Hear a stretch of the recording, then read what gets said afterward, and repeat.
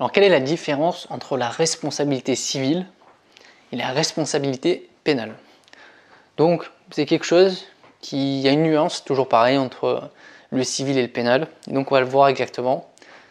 Déjà, pour qu'il y ait responsabilité d'une personne, pour qu'on puisse dire qu'il y a une responsabilité d'une personne, il faut qu'il y ait trois conditions en même temps. Déjà, il faut qu'il y ait un fait, justement. Il s'est passé quelque chose. Qu'est-ce qui s'est passé exactement? Ensuite, il faut qu'il y ait ce qu'on appelle un lien de causalité, c'est-à-dire une origine du dommage. Il y a eu un problème, donc un dommage qui est là, qui est l'une des conditions.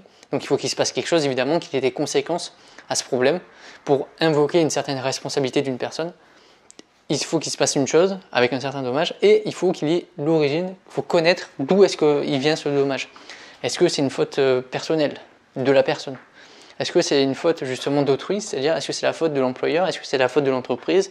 Est-ce que c'est la faute à un objet? Est-ce que c'est de la faute justement due à une catastrophe naturelle? Il faut connaître toutes ces différentes conditions. Déjà, dans un premier temps, il faut établir les bases.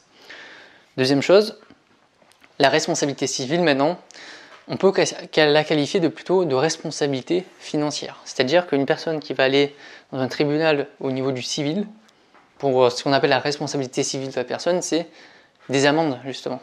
On va leur donner des amendes. On va devoir rembourser le dommage. On va devoir justement remettre en l'état. Donner des dommages et intérêts qui vont être proclamés. Donc c'est vraiment la partie réparer le dommage financièrement. La responsabilité pénale maintenant, c'est une responsabilité personnelle. C'est la responsabilité de la personne et là c'est plutôt de l'emprisonnement plutôt. Alors pas forcément une peine de prison, mais une peine de prison avec sursis, des choses comme ça. C'est vraiment une personne, on peut dire d'un côté l'aspect financier, de l'autre côté l'aspect moral.